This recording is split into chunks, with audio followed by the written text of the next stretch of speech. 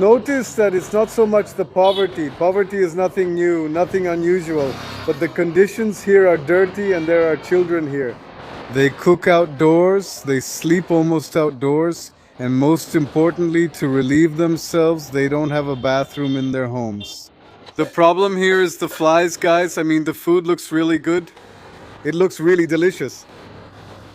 There's the rice and everything. I'm already getting hungry here. We have a pool of sewage with flies, a breeding ground for infection, and here they're preparing food for all these children. Look how many children there are, look. So many children. The streets are so narrow that it's impossible to walk through here without running into the person who lives here. I mean, you can't sneak in and go unnoticed. You have to talk to them. Acknowledge them. Make your presence known. Make eye contact. Look them in the eyes. Because look at how close we are. We're practically walking shoulder to shoulder. The children come closer to see. I want to show you through the lens how it looks so you can see. India is not the poorest country in the world, but it is the country with the most poor people in the world. It has 700 million people living on less than $2 a day and another 400 million who earn more than $2 but are still very vulnerable. With 1.1 billion people in poverty, it therefore has the largest slums in the world. For educational purposes, let's go in and see one and compare it to your neighborhood in Latin America. Compare it to the poorest neighborhood you've seen in your country and tell us, is it much worse? Is it the same? Does it look a little similar? Or is it better? The first thing we see is that there are a lot of children everywhere. There are kids here. Every house has 4 or 6 children because these are multi-generational households. I mean, we have the grandmother, parents, and siblings. They live here with their children, so the nieces, nephews, and cousins grow up together. These houses are about 2 meters by 3 at most. As you can see, I'm trying to film through the doorways, trying to respect these people's privacy. But if you look inside the houses, in terms of depth, they're no more than 2 meters. And there we have between 12 and 15 people sleeping, including the children. And you see those ditches of sewage. Outside is the exposed drainage that they have inside the homes. They don't have bathrooms, they don't have tap water, they don't have pipes, they don't have stoves, and they don't have kitchens. So right here outside in these hallways we see, well, they cook and relieve themselves. Isn't it dangerous? I don't feel unsafe, but if people come up in a crowd to see what you're doing, and do they think I speak their language? And they ask me. And I feel like it's rude not to answer them, but I don't understand them. I don't know what they're asking me. There are 10 people living in that house, so let's look at some numbers while we walk here. Out of the 1.1 billion poor people in India, only 6% have tap water. Can you see that? Look, take a look around here. Now that I'm getting closer to the center of the streets, to the houses, how many have a tap? None. And of the people who live here, only 2.5% own a vehicle and only 20% own their homes. In India, among the homes of poor people, only 20% have a bathroom. So if they don't have a kitchen and they don't have a bathroom, then by definition, these are not houses. They're just sleeping quarters. They're just spaces for people to sleep, like a group of tents. Here we can see that since they don't have water to wash dishes, he's washing his pot with ash. The same ashes they take from their fire where they're cooking, they use to wash their pots. And from here they give it to the children, and that's why they have so many illnesses. And right here in this neighborhood with rooms that don't have bathrooms, there's a kindergarten, a school for kids. The teachers thought I was a photographer and asked me to take a class photo of the children since they'd never had one taken before. I don't know if it's happened to you, but when you're on a road trip with your kids, every 20 minutes they need to go to the bathroom, and you tell them to hold it, but they just can't. Well, if these kids here, at this age, look how little they are, these little ones, can hold it because they go to a school without a bathroom, then my kids can hold it until the next gas station, right? Do you want to know what real wealth is? It's having the kids from this kindergarten sing a song just for you because you came to visit them. And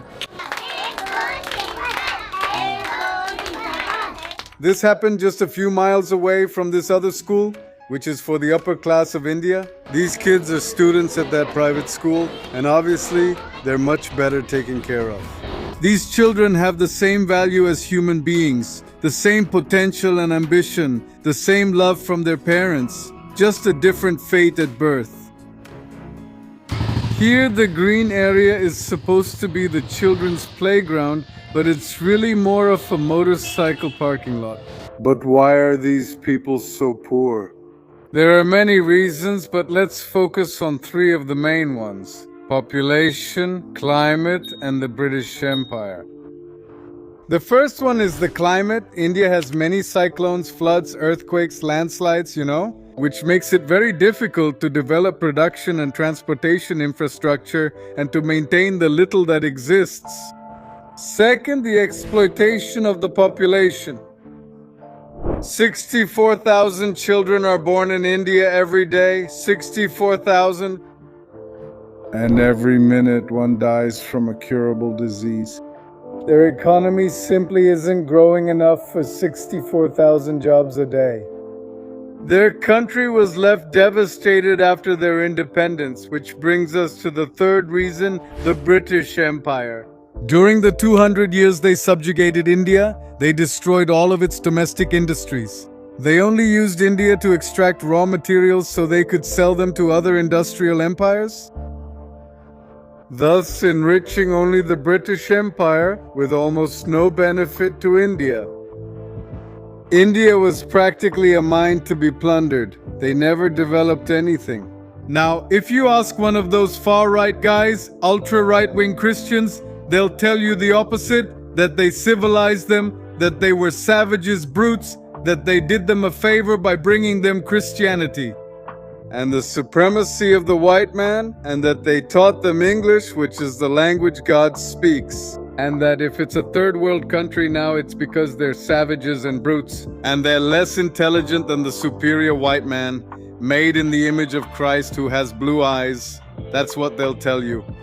But the truth is that if this were true, India would be a developed country. Period. And that's it, Jack. There are bathrooms and showers, toilets. The problem is that they set up one of these for thousands of people.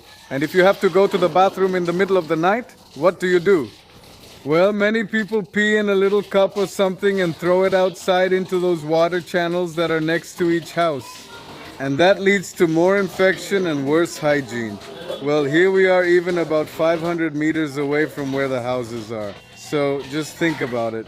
The next time you're asleep and you wake up and need to go to the bathroom, are you going to walk 5 blocks to use the bathroom? Or when you go to work and you have to shower before you leave. Imagine walking 5 blocks just to take a shower. The government can't do more to help them even if it wanted to. Only 5% of the poor in India pay taxes because they don't have a registered job or are not on a payroll. And it will continue like this because only 3% of the children born in India are graduating from high school. Here I am in a restaurant ordering my food. Well, looking at the menu, but the power went out. Blackouts are very common. The power just came back. Very common. The power goes out about 3 or 4 times a day. Here we are traveling. Hello, my friend. And with the driver. This guy speaks Spanish. Look, I don't speak Spanish. Oh, just a little. But there it is. Pero me vienen diciendo. They can't read or write. Him and his buddy. They were telling me about some business we could start, and they told me we can't read or write. And I was like, oh no, come on. And this creates a poverty trap for them that they can't get out of anymore. And the basis of this trap is low income. Look, check out this graph. It's based on low income. Let's start with the country's economic growth. Since they have low income, they can't save. And since they can't save, they can't invest. And since they can't invest, they don't have economic growth. And since they don't have economic growth, they have low income. And so it's a cycle that doesn't end. Now, development, since they have low income, they have a low level of education and healthcare, which means they have low levels of human capital, which leads to low levels of productivity in their fields and industries, which brings them back to low income. And so, a cycle from which they never escape. And just a few meters away, the Toto Temple. Look, this one is really big and well taken care of with a bathroom and everything and with cement and everything, and this other one too. Because you know, God comes first and your house comes after. Do you feel like your city or your town, your country is overpopulated, doesn't have good sanitation services, doesn't have good electricity service, doesn't have good drinking water from the tap?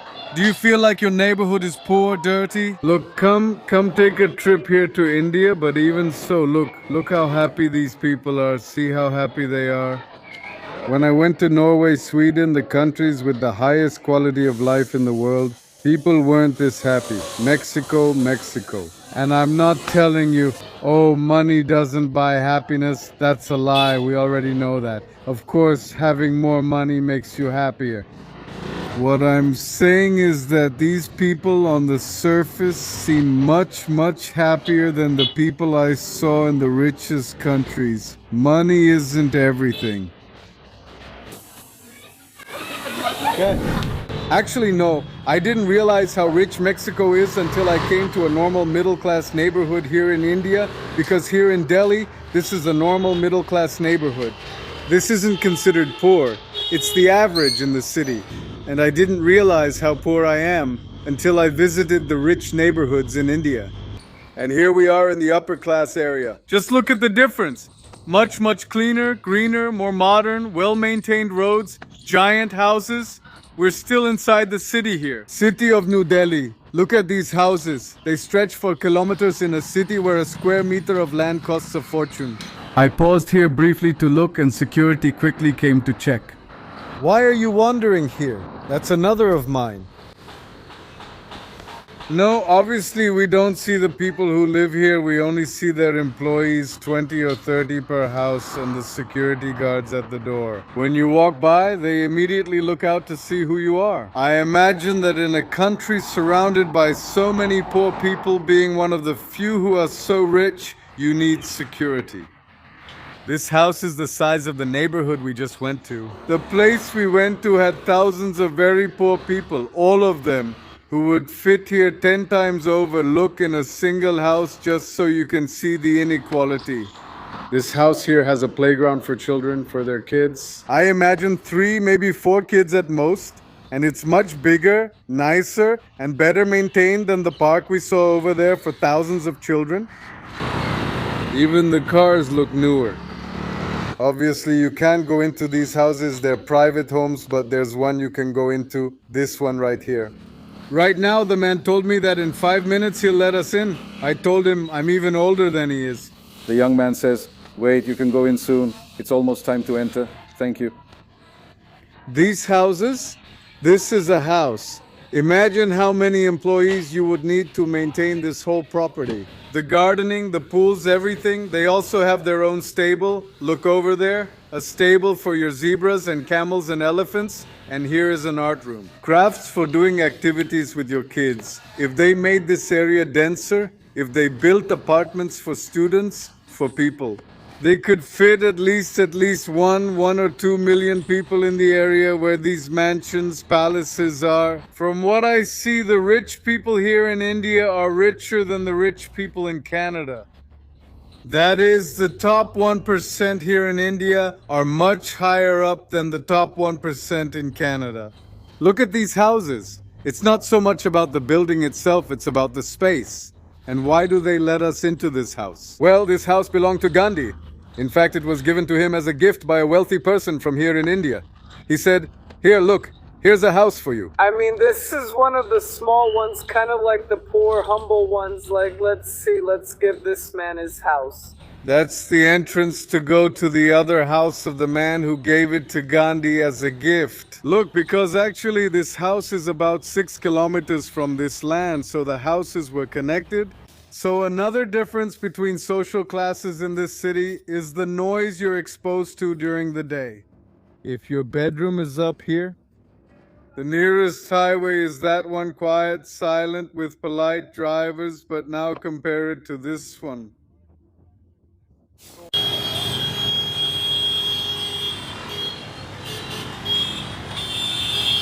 Also, when you walk around your neighborhood, you're less exposed to the sun because this neighborhood is a green area. Therefore, you get less sunburned, meaning that if you're in the other neighborhoods that no longer have trees, you get more sunburned. And this continues to perpetuate their caste system. And that same very wealthy gentleman who donated this house, gave it to Gandhi, now pays for the expenses of the museum, which is today the Gandhi Museum. This is a free museum. And all the employees, cleaning and maintenance are paid for by this very generous gentleman. He pays for the water, electricity, property taxes, and these guys who clean everything.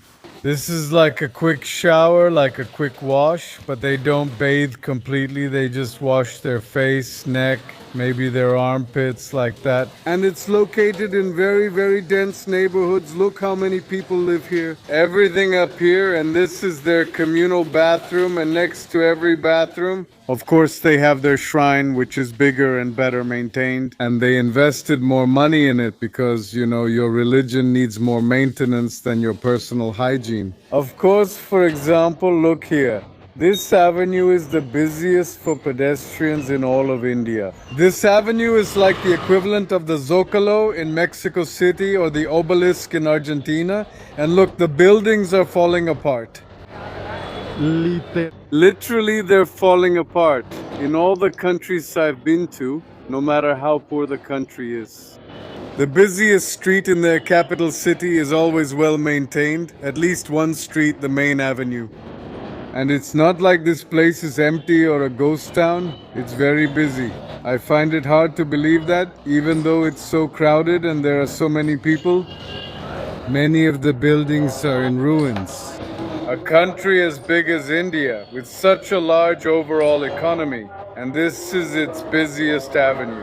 The tourist attraction that welcomes you to India, and it has very neglected buildings, almost all of them, and we've already seen that there are rich people in India, and very rich. So why don't they restore this? Why don't they invest? They tear it down and build terraces with restaurants, maybe a plaza like a shopping center, a nightclub to come and dance with a dance floor up there instead of it looking like a little shack. Why not? This is because investors know that the purchasing power, the buying power of the local people won't be enough for them to recover their investment. It's that simple. These places are falling apart while still standing. These buildings are trying to reach the top all the way up there. With the bamboo ladder, I'll stay here and watch what happens. They're having trouble with the bamboo ladder, see? The soup. There goes the first brave one. Wow, poor lady. Let's hope she doesn't fall. I'm here waiting for my roast chicken, and I ended up helping out here with the construction. They had me hold the ladder, and I was like, well, okay, let's go. They're working at night here. Look, they're digging. They take it to that ladder, then a guy takes it from there. They don't have any kind of machinery to lift it. It has to be done with brute force. I think this guy is already on break. What is it? What is this? What? With modern machinery, it's done in a day. These ships have been here for weeks. Look, hours. All by sheer hard work. That thing must be about 50 kilos. Spoonful by spoonful, they've already moved the whole mountain. Let's see. Let's check here what they're giving away. Look. Outside the churches, they always give things away. Here comes the guy with the plates. The kids got a taco too. Look how nice that is. How nice. Here they are, here they are, here they are, here they are. Thank you. Music.